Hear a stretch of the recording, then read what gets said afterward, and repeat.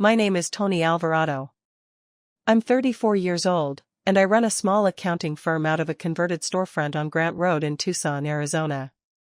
2 Tuesdays ago, my father walked into that storefront, told my receptionist his name, and looked straight past her at the woman standing behind the counter with a client file under her arm, his own daughter. In his jacket pocket, I already knew, was a blue vinyl bank passbook, cracked down the spine from 22 years of being carried places it didn't belong. When I was 10, my parents decided that being their daughter came with a bill. When I was 13, the bill got itemized. At 15, they put a padlock on the pantry and told me the code would cost me. 19 years later, my father walked into my office with an old debt in one pocket and a new one in the other, and what happened between us that Tuesday afternoon is the reason my brother hasn't called me since October. Welcome back to Behind Closed Doors Revenge Stories, where quiet people finally say the numbers out loud. If you like stories about people who fight back with paperwork instead of shouting, drop a comment and hit subscribe, because this one runs long, and it earns it.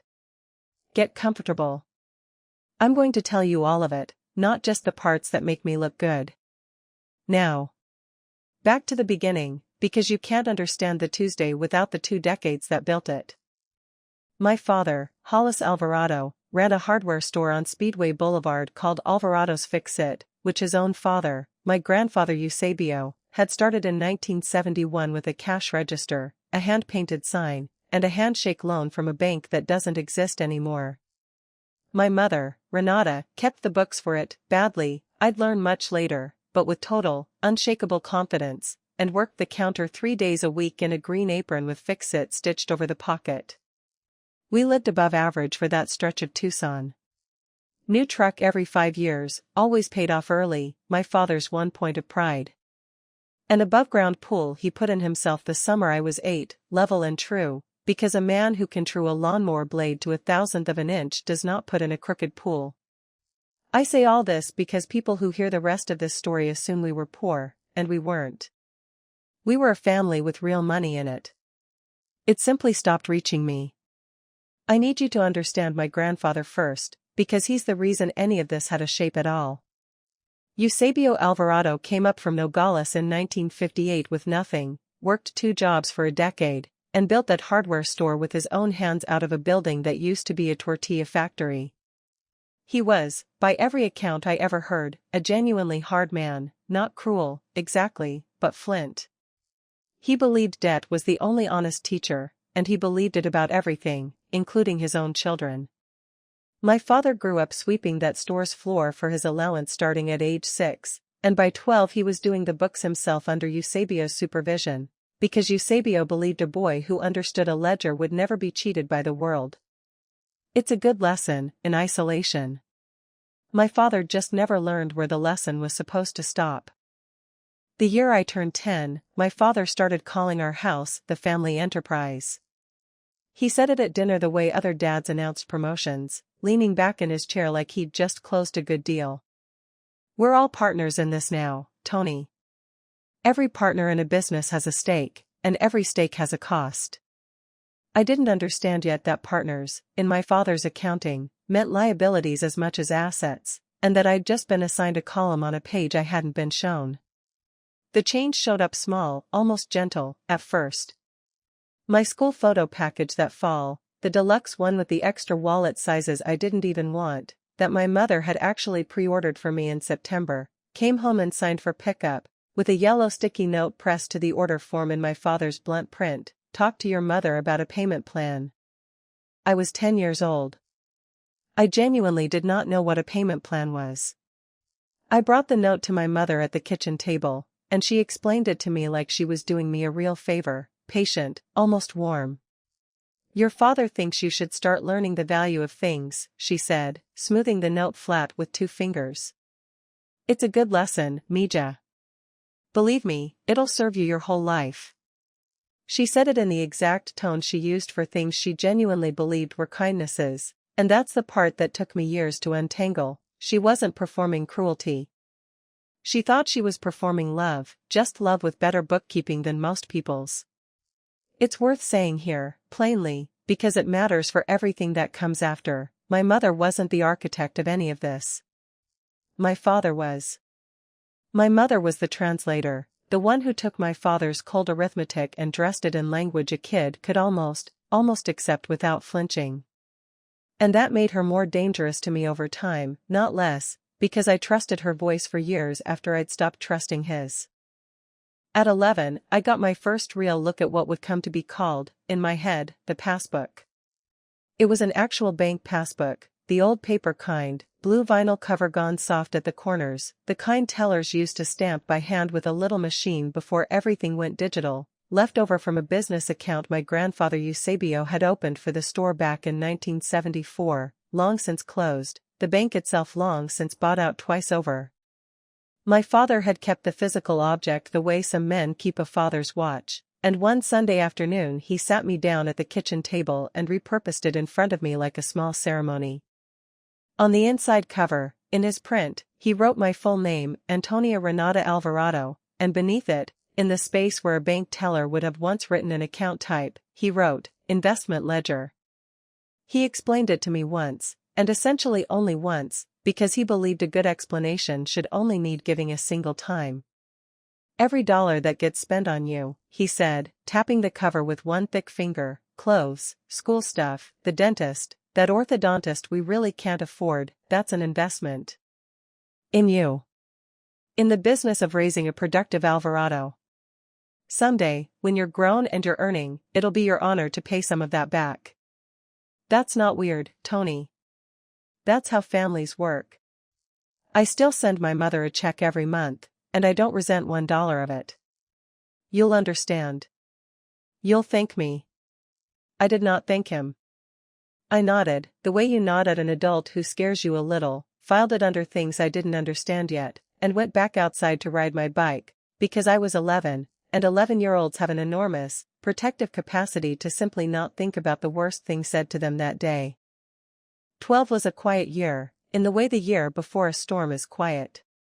The passbook stayed in my father's glove box, mostly out of sight, and the only real friction that year was small, a field trip permission slip that came back signed but with the $11 fee crossed out and TBD written over it in my mother's hand, which meant, in practice, that I sold enough of my own toys at a driveway sale to cover it myself rather than ask twice. I remember standing at a card table with my old rollerblades and a box of paperback books, making change out of a cigar box, 12 years old, already fluent in a kind of commerce most kids that age have never had to learn. 13 was the year the abstraction became a bill with my name printed at the top. March of that year, my mother sat me down with a spiral notebook, not the passbook itself, that stayed sealed in my father's truck like a loaded thing kept safely out of the house, and a photocopied sheet with columns already ruled out in pencil. Clothing. School fees. Personal care. Entertainment. You're old enough to cover your own extras now, she said, sliding the sheet across like a form at the DMV. Extras turned out to mean deodorant, gym shorts when mine wore through at the seam, the field trip to Kitt Peak Observatory that cost $18 including the bus, and, later that spring, the retainer adjustment fee the orthodontist charged that my mother decided, unilaterally, counted as personal maintenance rather than medical.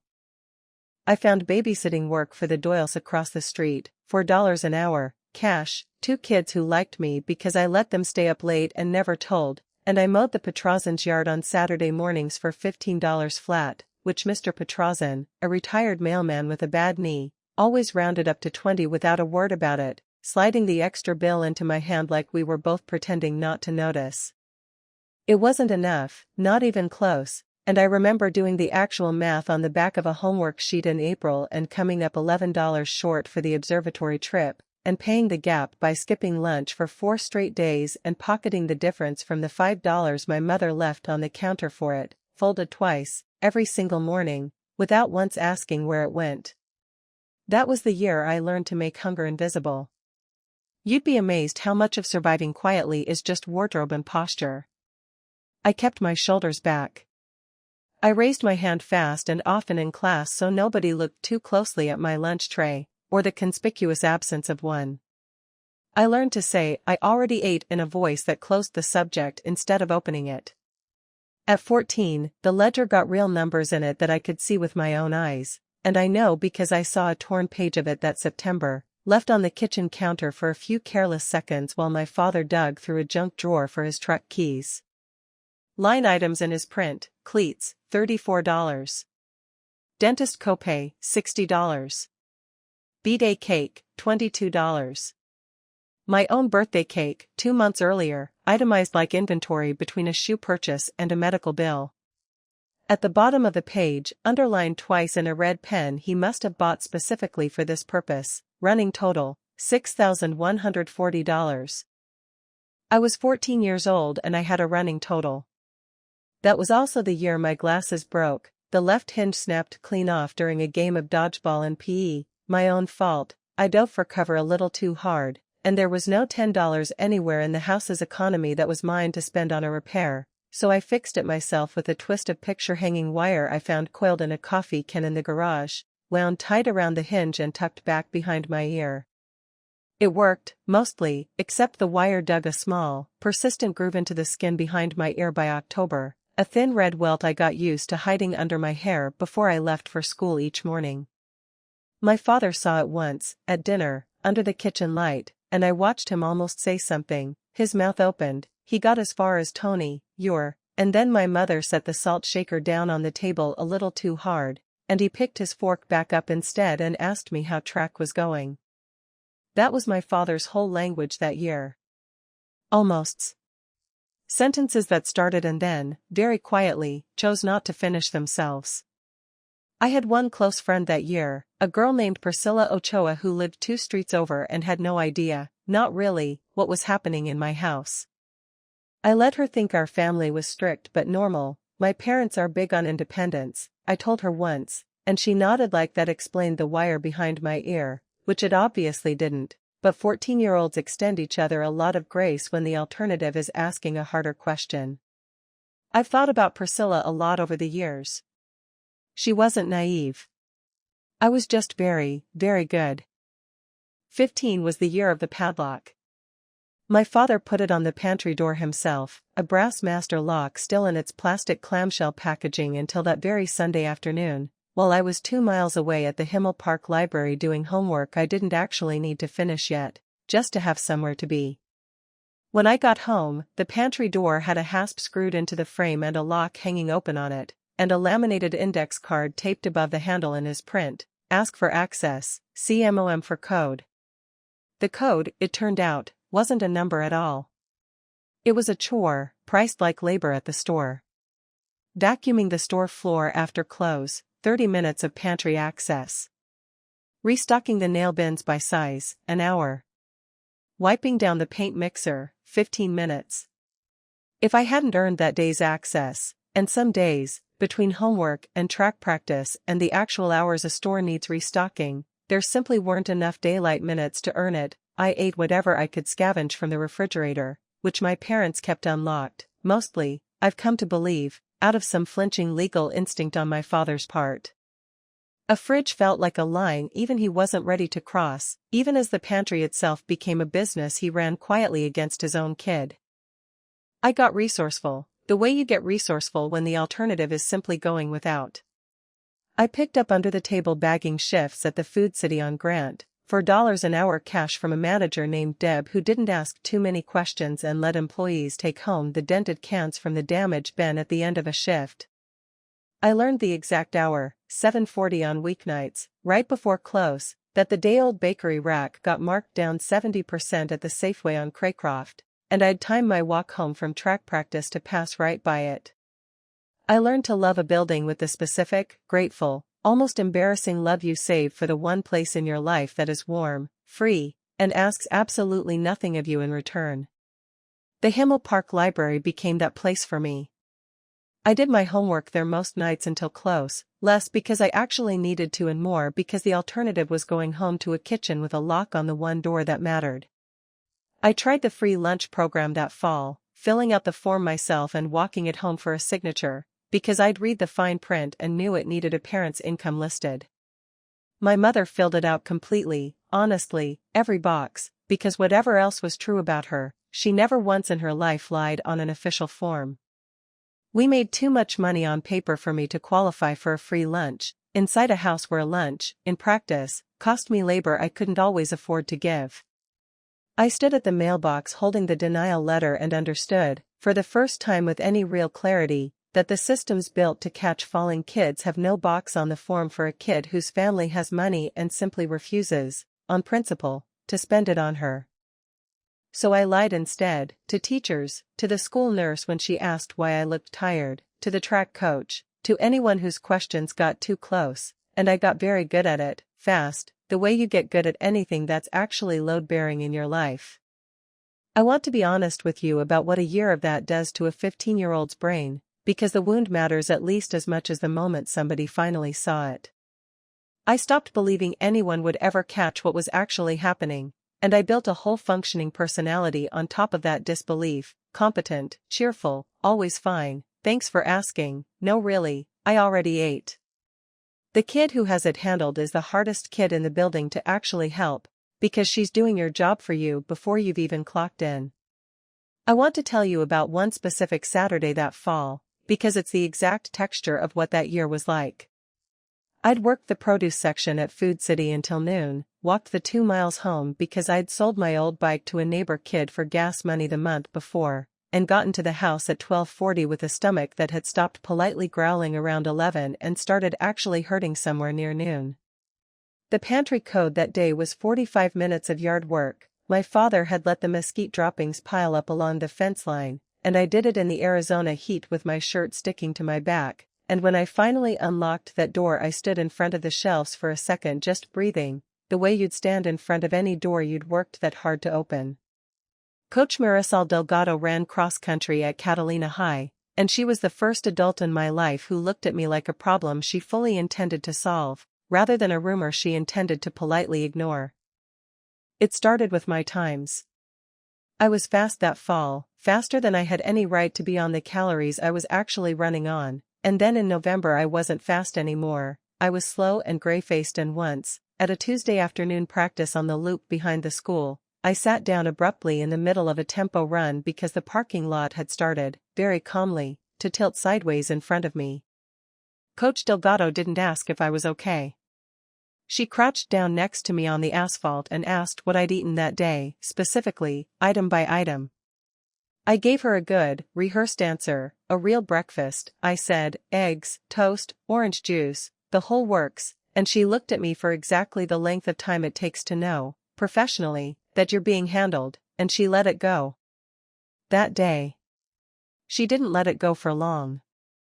Over the following weeks she started keeping protein bars loose in the bottom of her gym bag and handing them out to the whole team after hard workouts, in a way that always, somehow, always, seemed to land one specifically in my hand. She asked, more than once, in that same flat, patient, unhurried voice coaches use for kids they've decided are worth the extra minute, whether things were okay at home, and I told her they were great, genuinely great, and she nodded slowly like she was filing the answer away somewhere for later cross-referencing. There was a night in December I still think about. We had a meet in Sierra Vista, 90 minutes each way by school bus, and on the ride back most of the team fell asleep against the windows, but Coach Delgado came and sat in the empty seat next to mine somewhere around Benson, in the dark, with the highway noise as cover. She didn't ask me anything that time. She just talked, about her own mother, a little, about growing up broke in a way that was different from whatever was happening in my house but rhymed with it somewhere, and then, out of nowhere, not looking at me, watching the dark desert go by the window instead, she said, "You know I'm not going anywhere, right? Whatever this is. I'm not going anywhere." I didn't answer.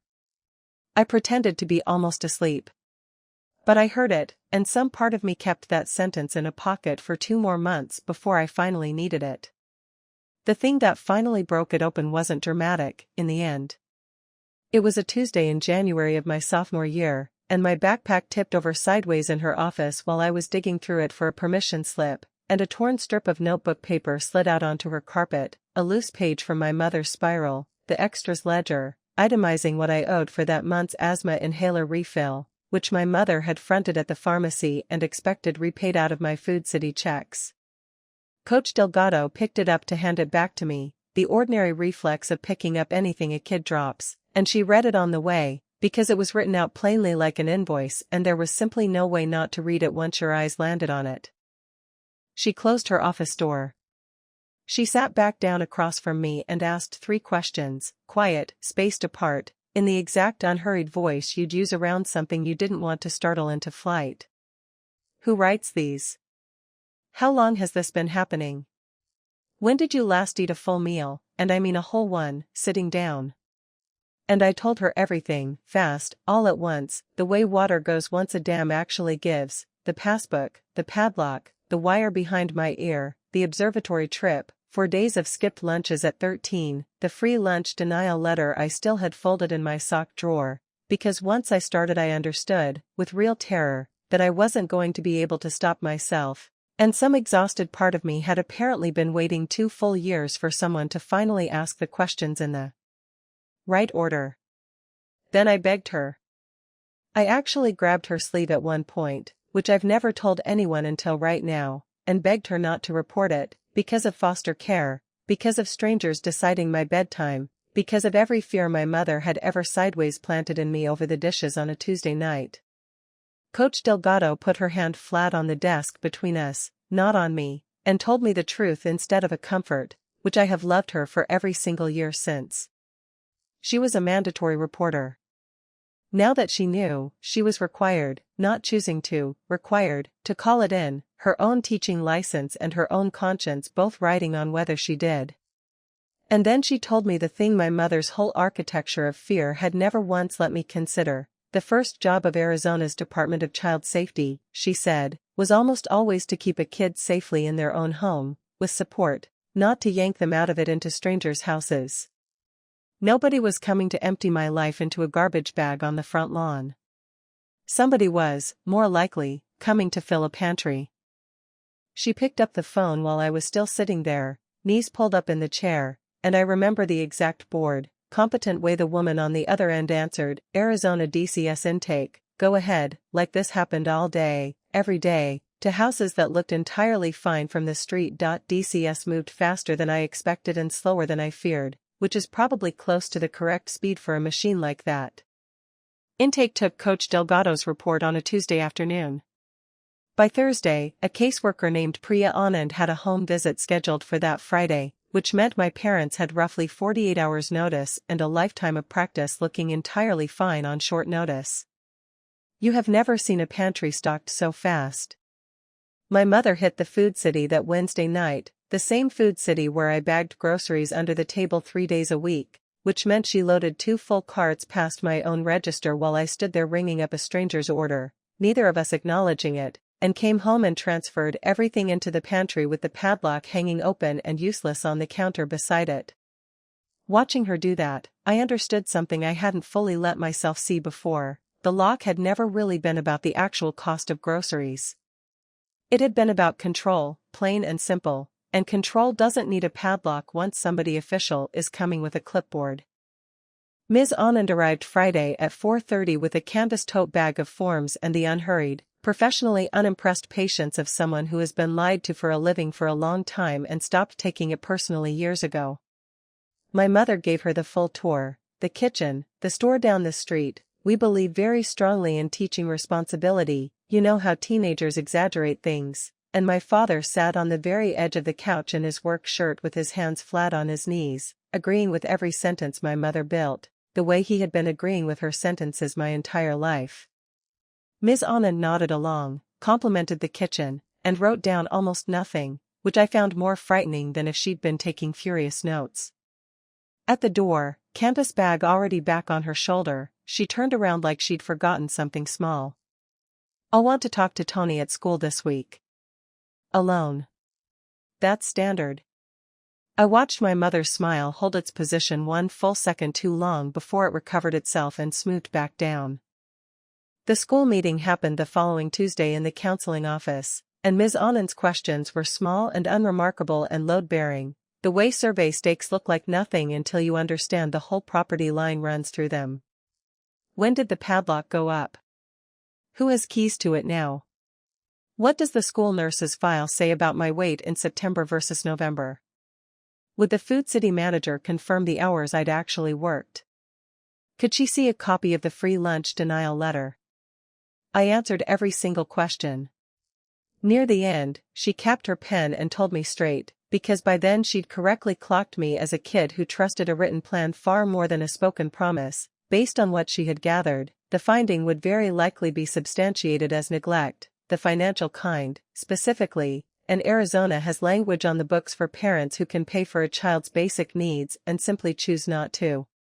What came next, if my parents cooperated, was a case plan, done in the home, with support, food and clothing and school costs covered as a baseline requirement, not a bonus contingent on chores, with DCS checking in on a regular schedule. If they didn't cooperate, the whole thing went in front of a juvenile court judge. Instead, the case plan meeting itself happened in a beige conference room downtown in February, fluorescent lit, a box of tissues nobody touched sitting untouched in the center of the table the entire time, and it remains, to this day, the only time in my life I have watched my father sign a document like the pen was being physically held to his back by someone standing behind him. The terms were almost insultingly small, which was itself a kind of proof of how low the bar had actually fallen. Food in the house, no charge, no chores attached. Clothing, seasonally adequate, no charge. School costs, covered, full stop. No locks on food storage, ever, for any reason. Home visits, scheduled, indefinite, until further notice from the agency. My father signed first, his signature smaller and less certain than I'd ever once seen it. My mother signed beneath him, and I noticed, for the first time in my life, that her handwriting could waver too. When it was my turn, Ms. Anand slid a page across for me, a youth acknowledgement form, and set down beside it, unprompted, without ceremony, a plain manila folder. Inside was a single sheet, no letterhead, no flourish, just flat, unadorned type, a summary of a parent's legal duty of support to a minor child under Arizona law. Food, shelter, clothing, until 18. Not optional. Not billable to the child under any circumstance. One line, already underlined by whoever had printed it before me, stating plainly that conditioning a minor's access to food or shelter on payment could itself constitute neglect under state law. And beneath that, a phone number for a legal aid clinic downtown that specifically helped kids exactly like me. Nobody, in 15 years, had ever put my own rights down in writing and handed them directly to me. I read that single sheet of paper so many times over the following months that the fold lines went soft as fabric, the way a photograph goes soft from being carried in a wallet too long. What followed the case plan wasn't warmth. It was compliance, performed at me daily like a court-ordered apology nobody actually meant.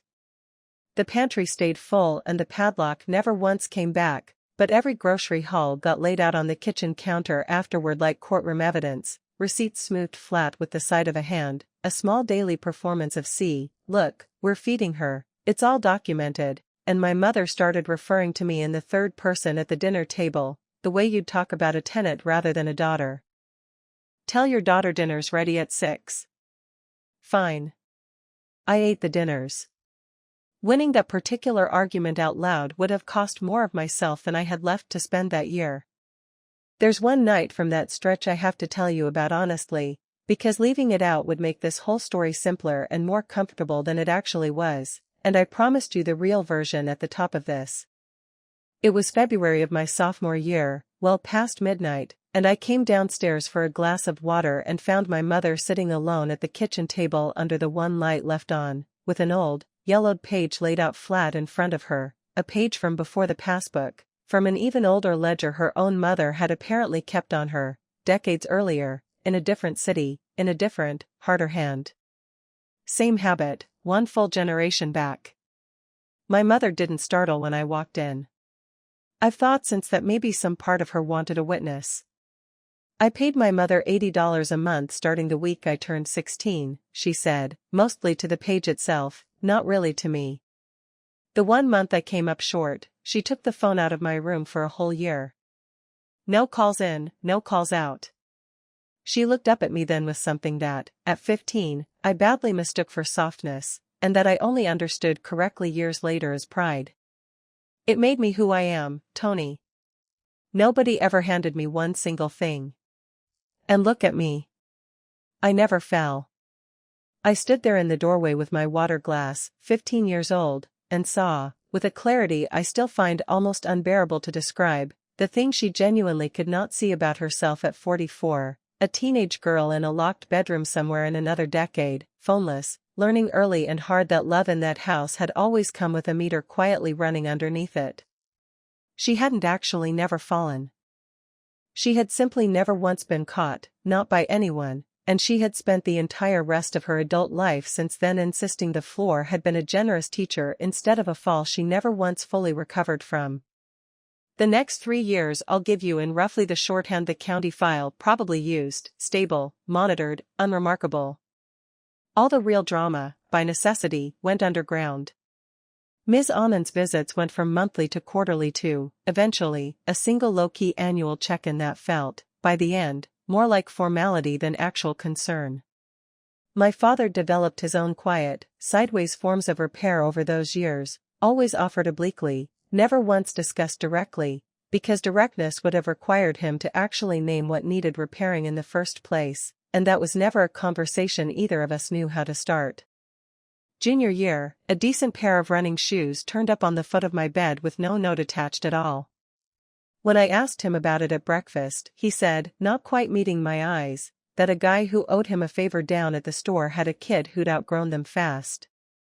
I found the actual receipt 3 weeks later, balled up small in the truck's cup holder, from a running store on Broadway, full retail price.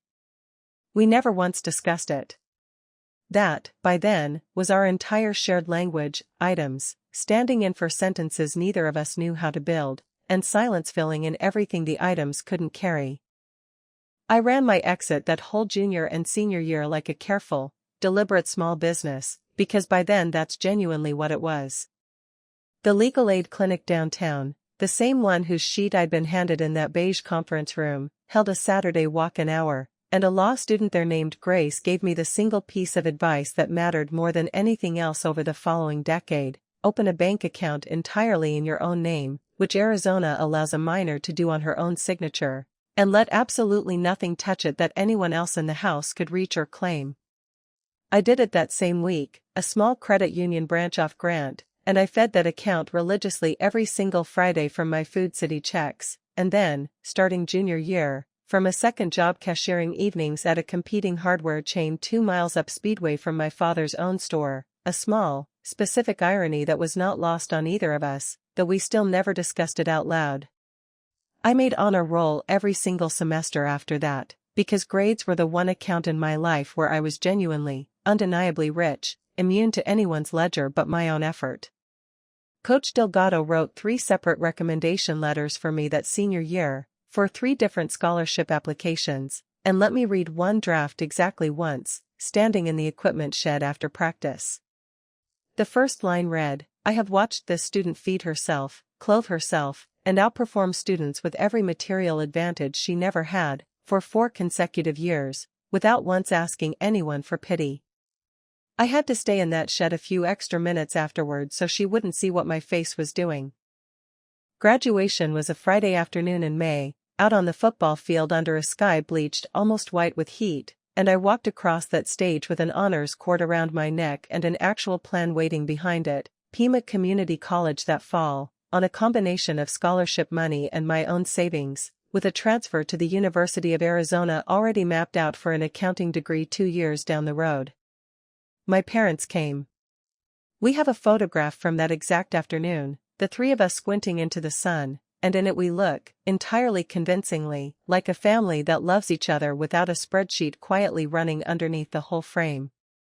Dinner that night was at home, at our own kitchen table, and when the plates were finally cleared away, my father got up without a word, walked out to his truck, and came back inside carrying the passbook.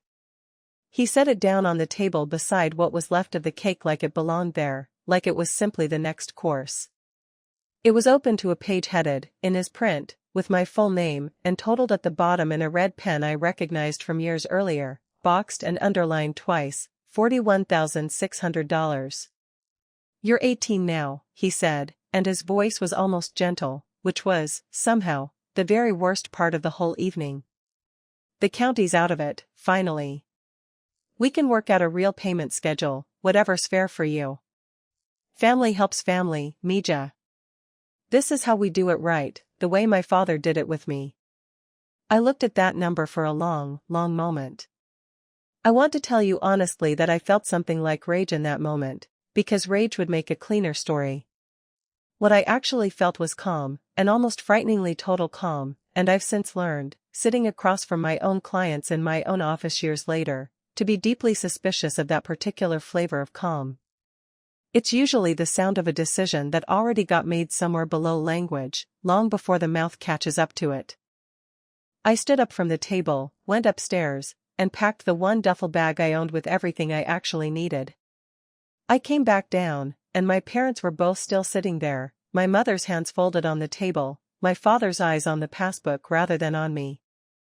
I set my house key down directly on top of the open ledger, over the red total, covering the number completely with a small brass key. "Consider it settled," I said, and I walked out the front door into a warm, ordinary May evening, and I did not look back at the house, though I'd been told since by a neighbor who was out watering her yard that both of my parents came to the front window and watched me walk all the way to the corner. I stayed with the Delgado family for the next 3 months, in a converted sunroom off their kitchen that Coach Delgado called, only half joking, the away team suite, entirely rent-free, on the one explicit condition that I water her citrus trees every other morning and eat, in her exact words, like a person with a functioning metabolism. "Tony, I mean it." I moved into my dorm at Pima that August with a duffel bag, a scholarship letter, and roughly $900 in a credit union account no one else on earth had access to. 3 weeks after I left, the first letter arrived, forwarded on to the Delgados address in my father's careful print. A statement.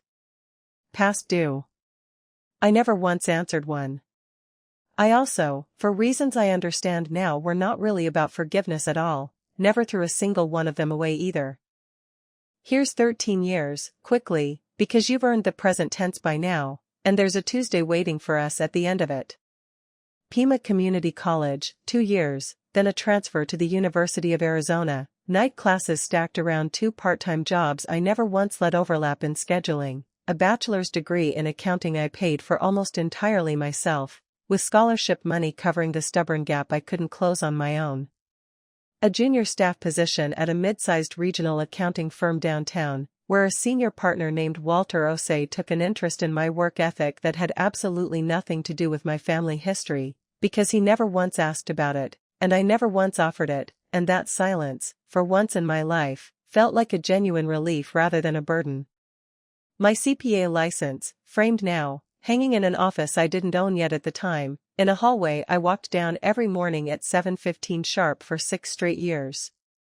Then, and I still think somebody, somewhere, has a very specific and very dry sense of humor about how these things tend to circle back, a professional specialization, almost accidental at first, in nonprofit and small business audits, with a client list that grew, quarter by quarter, to include a real cluster of youth services organizations, transitional housing programs, emancipated minor support networks, a financial literacy nonprofit that runs out of a strip mall not 2 miles from where I grew up.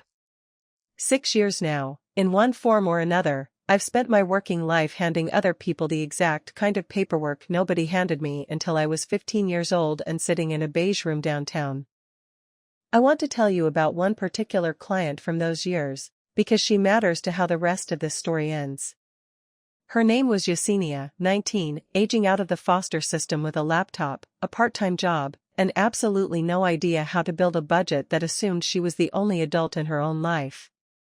I sat with her for 2 full hours on a Saturday that wasn't billable to anyone, walking through rent-to-income ratios and emergency fund basics, and at the end of it she looked at me and said, quietly, "Nobody's ever explained any of this to me like I was actually capable of understanding it." I didn't tell her why that sentence landed the way it did. I just told her she was, in fact, entirely capable, and I meant it more completely than she probably knew. I want to tell you about one specific night from that stretch, because it's the closest I ever came to undoing everything I'd built.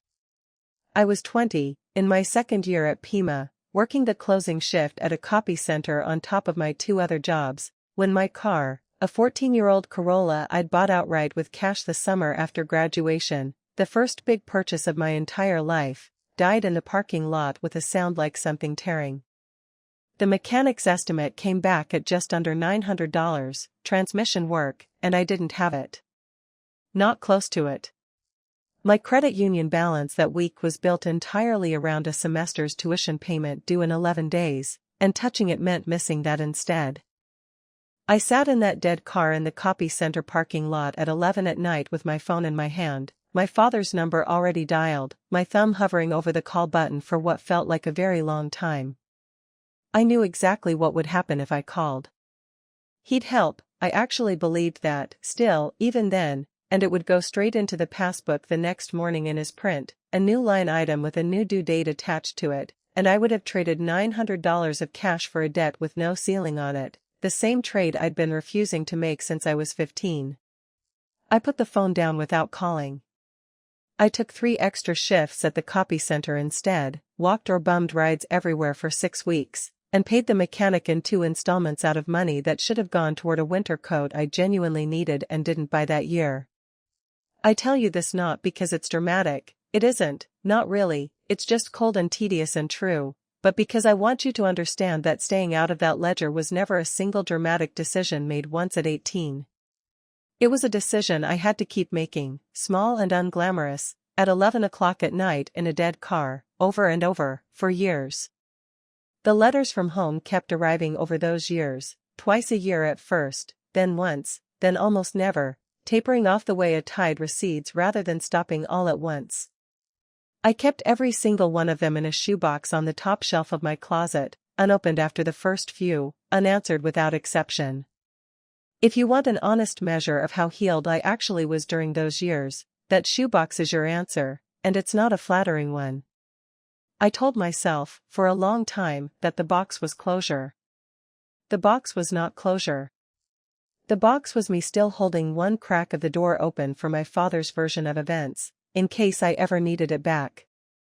My brother Emmett called it Christmas every single year, reliably, from Denver, where he'd built a life, a mortgage, a wife named Dana, 2 kids in matching flannel pajamas every December, that seemed to require never once looking too closely at the house we'd both come from. We discussed weather systems with what I can only describe as genuine, sustained commitment. He signed his cards from all of us, plural, every year, as though I were somehow still living inside that house's arithmetic alongside him, a silent partner in a business I'd formally dissolved a decade earlier. I saved 9 years, in total, $31,000 in the end, built entirely through automatic transfers and a stubborn refusal to touch it, with no cosigner anywhere near the paperwork, because asking anyone for financial help still felt, to some deep and frankly unreasonable part of me, like opening a new account I'd eventually have to pay interest on. This past August, after 9 years of that discipline, I finally had a pre-approval letter in hand and an accepted offer on a small bungalow on Elm Street with a mesquite tree out front and a kitchen I already knew, somehow, exactly how I wanted to arrange. Closing was scheduled for early November.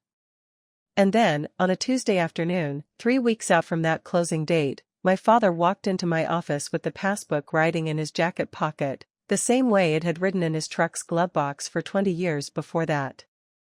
Looking back now, I can see the small warning signs I missed, or maybe just chose not to read, in the weeks leading up to that visit. A birthday card from my mother in July, a full month early, warmer than anything she'd sent in a decade, no mention of money anywhere in it, which should have told me something was coming precisely because it was so unlike her to leave a ledger blank. A missed call from an unknown Tucson number in early August that I let go to voicemail and never listened to, assuming it was a client. Emmett's Christmas call, 7 months out of season, in the middle of a Wednesday afternoon in September, cut short after 4 minutes with an odd, unfinished quality to it, like he'd started to say something and then thought better of it. I filed all of it away as nothing, the way you file away a lot of small strange things about a family you've already, mostly, learned to live apart from. By the time my father actually walked into my waiting room, I understood I'd had the pieces of this in front of me for 2 months and simply hadn't wanted to assemble them. I should tell you what that first visit actually looked like, because it wasn't the confrontation. that came later. This was just the opening move. My receptionist, Dolores, buzzed my desk line a little after 2. "There's a Mr. Alvarado here," she said, and I felt something go cold and familiar down through my chest before she'd even finished the sentence, because Dolores didn't know yet that Alvarado was my own name too, hadn't connected it, and there was something almost unbearable about hearing my father's arrival announced to me like a stranger's. I looked through the glass wall of my office into the small waiting area, and there he was, grayer than I remembered from the last Christmas photo Emmett had texted me, moving carefully as he lowered himself into one of the waiting chairs, one hand pressed briefly, absently, against the center of his own chest. I went out to meet him myself rather than have Dolores show him back, because whatever this was going to be, I wanted to control at least that much of it. He stood up too fast when he saw me and had to steady himself against the chair arm for a second, and I watched 20 years of careful distance nearly collapse in me at the sight of that single unsteady moment. Tony. Just my name, nothing after it at first. Dad. I didn't offer a hug. He didn't ask for one. We stood there in my own waiting room for a few long seconds while Dolores very deliberately found something urgent to do at the filing cabinet. "I won't take much of your time," he said, which was, I'd learn within the week, not remotely true. "Your mother and I, we're having some trouble with the store. I thought you'd want to know, being family." He patted the outside of his jacket pocket once, unconsciously, the way you'd check for keys, and I recognized the gesture immediately, and my stomach dropped the specific 2 inches it always used to drop at the kitchen table. I told him I had a 4 o'clock, which was true, and asked him to call me that evening instead of standing in my waiting room with clients due any minute. He nodded, patted the pocket again, and left, and I stood there afterward for a good 30 seconds before Dolores finally asked, carefully, whether everything was all right. I told her it would be. I wasn't entirely sure yet that I believed it. Emmett's call came that same night, and it told me the rest of what my father hadn't been able to say out loud in my waiting room. My father had a heart episode in July, a real one, a stent placed at Tucson Medical Center, 2 weeks of recovery, and he hadn't worked the store floor since, not really, not the way running a hardware store actually requires. My mother's part-time billing job barely covered their own household rent anymore, let alone the store's separate commercial lease. Alvarado's fix-it, 70-plus years old across 2 generations, my grandfather Eusebio's whole life's work, was 3 months behind on that lease and had already received a formal notice from the landlord. Then came the actual reason for Emmett's call, delivered the way Emmett delivers absolutely everything, genuine concern layered thick on top, a very specific ultimatum sitting underneath it like rebar. He was stretched thin himself, he said, mortgage, 2 kids, Denver prices being what they are. But I was doing well, right? Single, no kids of my own, and hey, I ran an accounting firm, of all things. I of all people should understand the math here. Family helps family, Tony. That's just how this works. The ask, once he finally got to it, had 2 distinct shapes. Shape 1, I personally co-sign a small business rescue loan to keep the store's lease current and cover a renovation the landlord was now requiring as a condition of renewal. Shape 2, offered almost as a lesser evil, softer, I quietly cover the back rent myself, directly, before the landlord's stated deadline, no loan paperwork required at all, just a wire transfer and a promise of eventual repayment whenever things turn around. I told him I'd call him back by the weekend with an answer, and I sat down afterward at my own kitchen table and did what I actually know how to do for a living, which is math, on paper, because paper doesn't panic at me and it doesn't lay guilt on the table either. The co-signed loan is contingent debt on my own credit file. Contingent debt, appearing 3 weeks before a mortgage closing, reopens underwriting on a first-time buyer's file with margins as thin as mine currently were.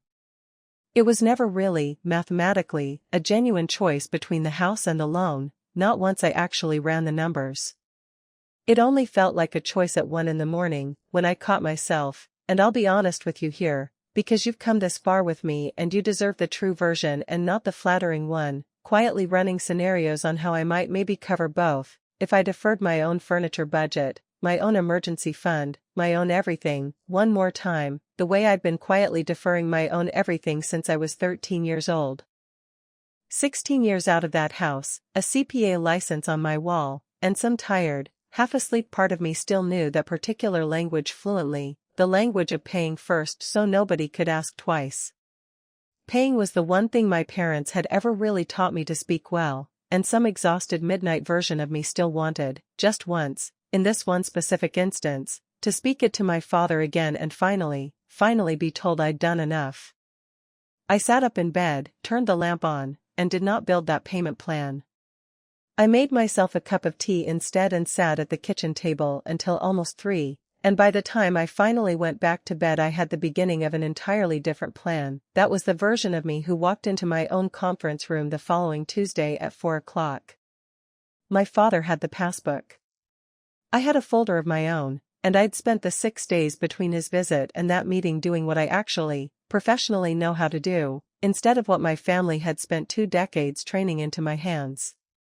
I filled out the county's Small Business Emergency Assistance Fund application, real, genuinely funded, and badly underused because almost nobody who actually needs it knows it exists, with the store's EIN and lease documentation already entered into every field, right up to the signature line.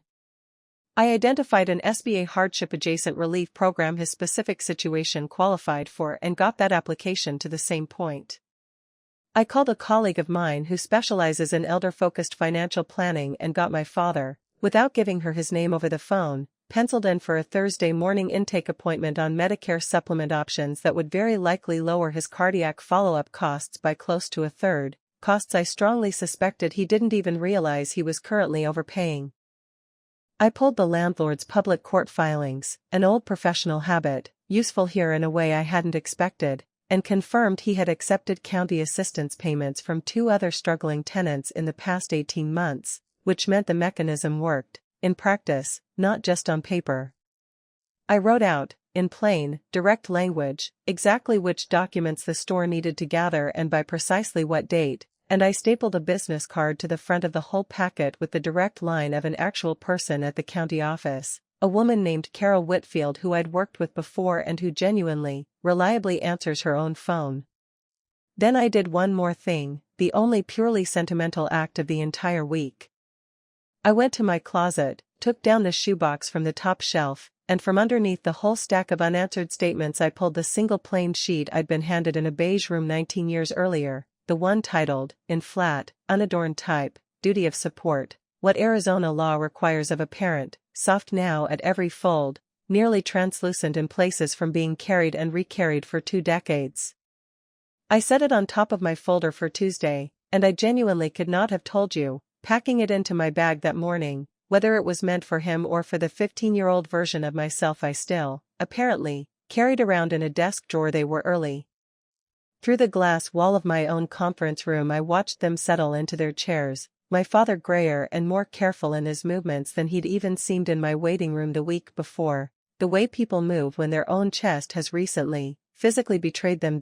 My mother beside him, spine straight as rebar, purse squared precisely on her knees, the exact same posture I remembered from a DCS waiting room 2 full decades earlier, as though her body had simply filed that particular position away for future use. Emmett attended by speakerphone, propped face up on the table between them, which felt, honestly, entirely correct. My father went first, sliding the passbook across the table before he'd even fully sat down, open to a page headed simply 18 years, totaled at the bottom in red, boxed and double underlined, the exact same figure it had carried, apparently untouched and unadjusted for 16 years, $41,600. We're not asking for the whole thing, he said, and I watched him try, and fail, to make that sentence sound like generosity rather than an opening bid. Just enough to cover the lease gap and the renovation. Think of it as closing out what's owed. A clean slate. You'd be part of the business again, the way it should have always been. My mother's hand crossed the table, not quite reaching all the way to mine. It would mean everything, she said, and for the first time in my entire life she sounded less like a creditor reading a statement and genuinely more like a person actually asking for something. You'd be our daughter again. Again. I sat with that single word for a moment before I let myself respond to anything else. From the phone, Emmett's voice, gentle and terrible in exactly equal measure. "This is fixable, Tony. Come on. We're a family. Families fix things for each other." I want to tell you the truth about the 30 seconds that followed, because it's the exact part people skip when they tell stories like this one, and I promised you the real version. I wanted it. I wanted it badly enough that my teeth actually ached with it, sitting right there in a chair in an office I'd built with my own 2 hands. A chair at a table that wasn't secretly running a tab underneath it. The whole warm, uncomplicated version of a family, apparently available, right there, for one single signature. Financing, evidently, still on offer after everything. I looked down at the passbook, and the passbook, faithful to its own nature as ever, quietly told me the true price the offer had conveniently left out. I didn't push it back across the table at him. I opened my own folder instead and laid it down on the table beside the passbook, not on top of it. I'd learned that much at least over 16 years, that covering someone else's ledger with your own isn't closure, it's just the opening move of a brand new argument, and I kept my hand flat and steady on my own pages while I talked, quietly, the same measured way Ms. Anand had once laid out her questions to me in a school counseling office. "Here's what I actually have for you," I said. A county emergency business fund application, filled out to the signature line. An SBA hardship program with the store's EIN already entered into the fields. A Thursday morning appointment for Dad with a Medicare specialist who can very likely lower his out-of-pocket cardiac costs by close to a third. The landlord's own filed records showing he's accepted county assistance payments twice before, so you'll know going in that this actually works. A plain list of exactly what to bring, and by which date. This is real. It works. It's genuinely what I have to give right now. My father looked down at the folder the way you'd look at a foreign coin somebody had just set down on the table in front of you. "That's paperwork," he said. "We're your parents, Tony. We need you here, not a folder full of forms." "You have savings," Emmett said, flat and unadorned, straight through the phone speaker. And there it was, finally spoken instead of dressed up in family language, the actual, specific ask underneath everything else. It was, in a strange way, almost a relief to finally hear it said plainly. "If I pay off this page," I said, "there's always a next page. That's simply how the book has always worked. It's how it worked for your own mother, Mom, and I watched you learn that lesson firsthand at this exact kind of kitchen table when I was 15 years old." My mother's chin came up sharply, like I'd struck her. "You taught me that nothing in that house was ever free. I believed you completely. That's the whole reason I stopped living in it in the first place. I'm not buying my way back to a seat at a table with a tab still quietly running underneath it.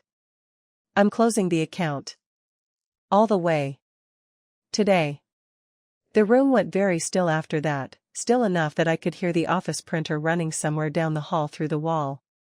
My father, after a long moment, reached over, not for my folder, not right away, and set his hand flat on top of the single sheet, the duty of support page, sitting there on top of everything else.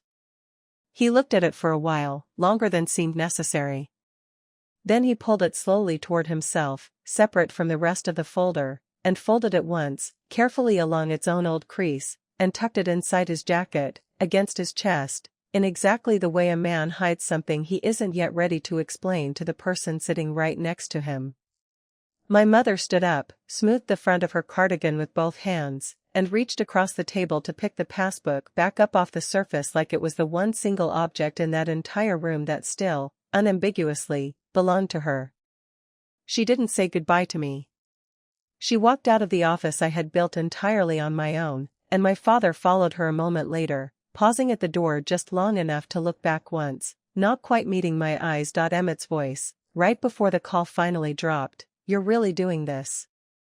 I genuinely can't believe you." Then nothing. He hasn't called me since. I want to give you the actual receipt for that Tuesday, because a story like this one, told without any real cost attached to it, is just a fairy tale, and you've stuck with me too long by now to deserve anything less than the true version. Emmett's silence has held steady since October, no Christmas call at all this year, which will be the first one in 34 years of my life that I won't get. My Aunt Rosalie, down in Nogales, texted me the family's official version of events about a week later, unprompted, heartless, after everything they sacrificed for you. I read it once, standing at my own kitchen counter with a cup of coffee going cold in my hand, and I did not write the correcting essay I could have written in my sleep. I resigned, formally and finally, from being the record keeper of the Alvarado family's official narrative on the exact day I set my house key down on top of that passbook at 18, and I am not taking that particular job back up now over one text message from an aunt I see twice a decade. My father called me 3 weeks after that Tuesday meeting, his own number, no intermediary, which had genuinely never once happened in my entire adult life before that call. The county fund had come through, most of it. The landlord had accepted the payment plan, exactly the way his own public filings had shown he would. My father's voice on the phone was rough and short, the voice of a man unused to this particular kind of conversation. "That county woman," he said. "Carol. Good people. Hands out folders just like you do." A pause with real, physical weight sitting inside it. Then, quieter, 9th grade. Those glasses, with the wire holding the hinge together. I saw it, Tony. I saw it the whole time. I bought myself a new fishing reel that same month instead of getting your glasses actually fixed, because I didn't want the fight it would have started with your mother over the money. I've owed you that particular sentence for a long time now. He didn't ask me for money on that call. He didn't ask about Thanksgiving. He just finally set something down, after 19 years of carrying it around silently in a jacket pocket, the same pocket that used to carry the passbook. I closed on the house on Elm Street the following week, under a flat gray November sky, with the mesquite tree out front already going bare for the season. The very first thing I did in that house that first night, the only decorating I actually did before I even unpacked a single box, was fill the pantry, completely, top shelf to bottom. Canned goods, dried beans, a full case of the specific brand of peanut butter I still buy out of pure habit. No locks anywhere in that kitchen. No labels taped to any shelf, no names, no index cards, nothing that needed asking permission for. I stood in that pantry doorway for a long time that first night, just looking at it. The 15-year-old version of me looked at those shelves through my own adult eyes for a minute, and I'm not going to try to perform for you exactly what that felt like. Some rooms, I've learned, you simply stand in. At the office, 2 weeks ago, Intake sent me a new client referral through one of the youth nonprofits I audit, a 17-year-old girl who runs a small resale business out of her own bedroom, because, on paper, her household does perfectly fine, and in actual practice, almost none of that money ever reaches her directly. I know the exact shape of that particular disguise. I built half of it myself once, a long time ago, in a different kitchen. I walked her carefully through a basic monthly budget, opened up the conversation about the kind of account a minor can legally hold entirely in her own name, and at the end of our hour together I handed her a folder, not the original sheet from 19 years ago, which still lives, soft and translucent at the corners, in the top drawer of my own desk where I can reach it in about 4 seconds if I ever need to, but a fresh copy I keep specifically printed for moments exactly like this one. I gave her the sentence the way it was once given to me, word for word, unchanged, because some inheritances are genuinely worth keeping running. Look at me. You are not the one failing here. She asked me, near the end of that hour, the question I probably should have expected and somehow hadn't. Did it work? Leaving, I mean.